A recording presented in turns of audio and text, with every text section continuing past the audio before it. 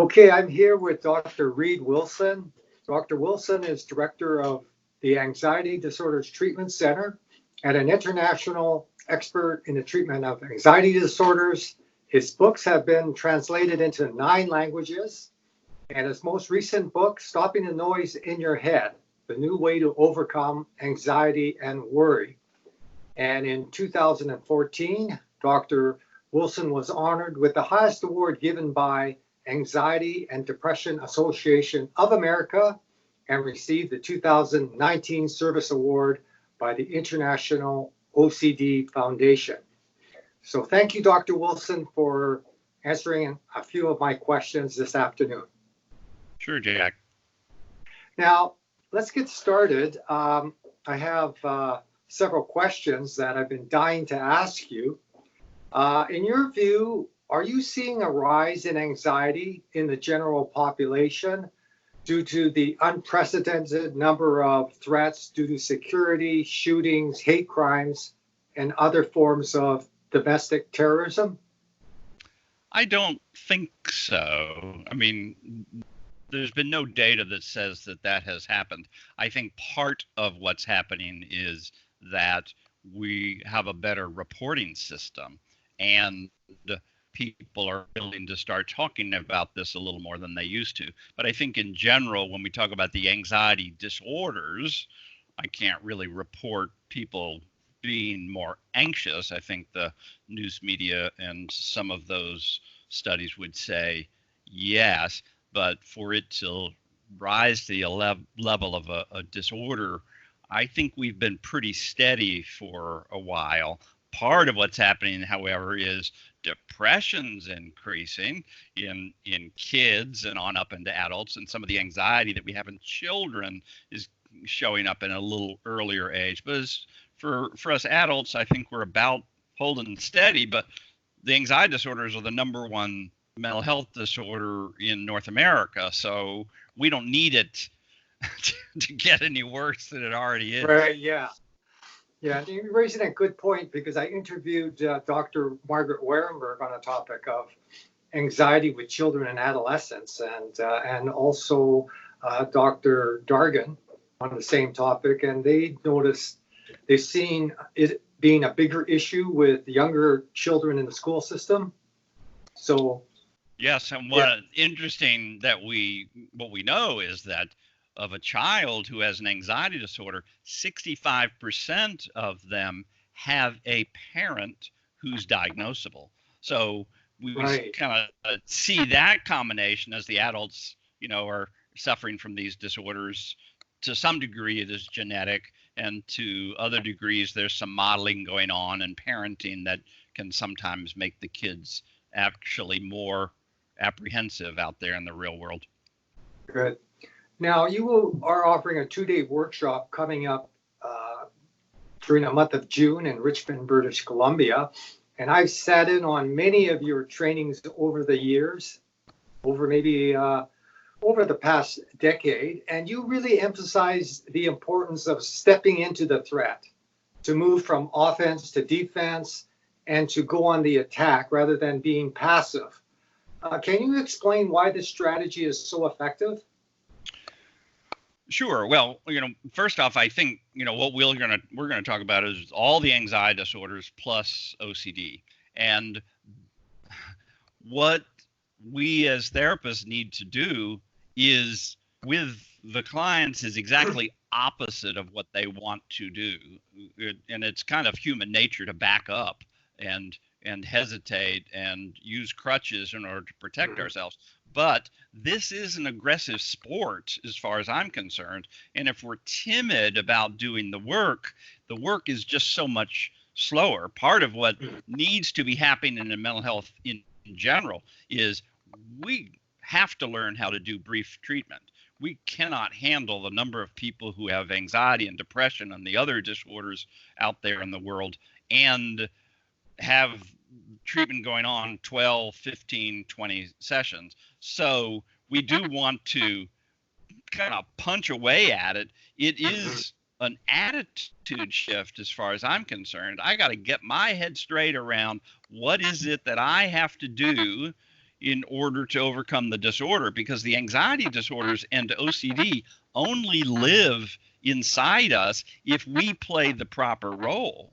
So if we change our role, so we can't control that, unconsciously mediated responses that we get initially, but if we change our role, instead of going, I've got to get away from here, I've got to stop having these symptoms, we go a step beyond mindfulness, which is acceptance, to a more aggressive, if I've got to take what you're dishing out, give me 2 servings and give them to me now. Let's get going. So we want to step in the disorder's territory to take it back. It is a hard sell.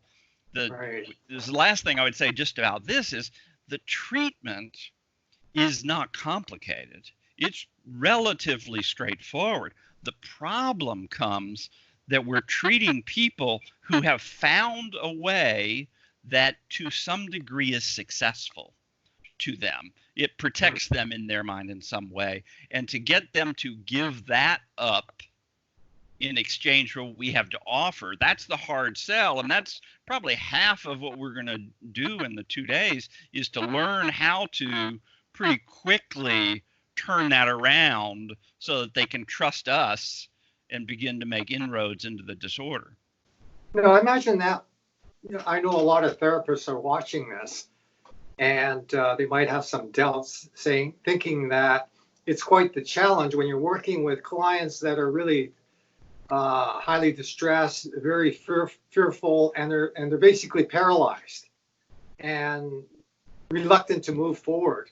What answers do you have for therapists out there to adopt your approach to working with clients? Well, I think what they're going to find is what we're going to do is going to be easier than what tends to be taught, which is the gold standard is exposure treatment. And of course, we have to learn to step forward into the darkness and into the fear. Yeah. But this is a little different than exposure treatment. This is a cognitive model.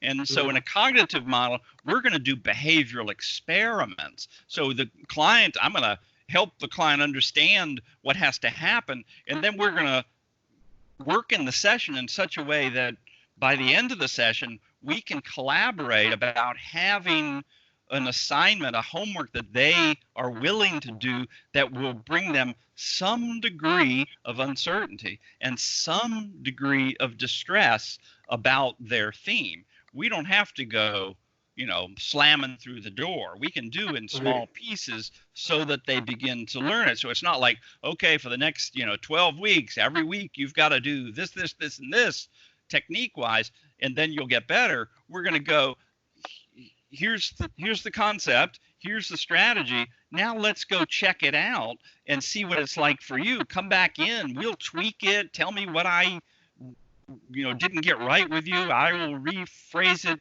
and then let's get you to step out again. Okay. You also emphasize the importance of viewing this as a mental game by developing counter strategies. I think one of your chapters of your book, you use the term rope-a-dope as a technique. Muhammad Ali used a rope-a-dope with George Foreman back in the day. Yes. We're dating ourselves, Jack. Yeah. So can you elaborate on that? Viewing it as a game. Sure. I know it's a serious game, but can you flesh that out for us? Right. And of course, I'm not going to lose rapport with them by diminishing the significance of their suffering. What we're going to talk about is, therapeutically speaking, it's best to create a sense of this as it really is a mental game. These disorders take place in the mind, and it is a manipulative disorder that tells, they are so clever because they use human nature. They use the instinct that we have that turns it on us. They take advantage in that way. And so we want to see what our challenger's strategy is and then create a counter strategy. And that's part of what we're going to do. We're going to lay out, here are the rules that the disorder has dished out to you that guarantees you're going to lose every time. Right, Once yeah. we know our challenger like that, we're going to create counter strategies that we already know what they are. It doesn't have to be, idiosyncratic to each individual. It is a kind of a global set of strategies, and then we're going to apply them in response. The rope-a-dope, briefly, that Ali just kind of surrendered into the ropes and allowed George Foreman to pound away at him and was whispering in his ear, "Is that all you got, George? They said you could punch." And that would make Foreman so much more angry. So in part, we're going to say, in the real extreme ways, not like we have to do it this way with people, but, is that all you got? Can you give me more? Right? But we do, to some degree, when we talk in that way, it's just that the work is all about not resisting anymore. And it's a hard sell to do that. So when we lead with a kind of mindful approach, sometimes mindfulness is too difficult for these people to accomplish. So I tend to want to swing people out to the other side of the continuum, to a place of, I want more of what I don't want. And that's what we're going to talk about. I want what I don't want. And I've got to sell that to them. And that's what I'm going to do. This is persuasive therapy. It's changing their mind. And that's our intention. Okay, excellent. Now, in your upcoming workshop, you will be introducing the 3-step formula when talking back to anxiety and other disorders. You mentioned personify, externalize, and simplify. Can you just briefly explain that? Sure. And, as we were talking about this as a mental game, we're going to personify the disorder, whether it is social anxiety or OCD or some kind of phobia. We're going to personify it and externalize it, take it outside of myself. Because when they're better, when they're stronger again, the disorder will not be living inside them. Let's not wait till the end of treatment for that to occur. Let's go ahead and start creating that strategy in the moment. And then, to some degree, we're going to do talking. Self-talk is going to be the manifestation of the principles of the treatment. We're going to talk about exactly what those principles are, and then once we comprehend those principles, we got to bring them down and manifest them. And what I would say is moment by moment. All the work is done moment by moment. And so I'm going to use very often self-talk as a way to manifest that. And I'm either going to encourage and support myself in my self-talk. I'm going to tell myself what to do. If I have social anxiety and I am feeling pretty socially restricted, I may say to myself, raise your hand, speak up, right? Because that timid side of me is taking control. I need to dominate with the therapeutic side of me. So there's encouraging and supporting myself, or secondly, giving myself instructions, commands sometimes, or talking in a more cunning way to the disorder, like we just talked about with Muhammad Ali and George Foreman. So those are the 3 ways we will talk about the self-talk aspect of it all. Great. Well, thank you, Dr. Wilson, for taking the time out of your busy schedule to answer a few of my questions. And it's always a pleasure working with you. I'll see you out in Richmond. Congratulations to all the top awards in the field. You should be very proud of yourself. So thank you once again. We'll see you soon. So, see you soon. Dr. Wilson has written a new book, Stopping the Noise in Your Head, the New Way to Overcome Anxiety and Worry. And we'll be offering a 2-day workshop in Richmond, British Columbia on June 3rd and 4th on the topic Stopping the Noise, Practical Strategies to Help Clients with Panic, Generalized Anxiety, Phobias, and OCD. And I hope to see all of you there.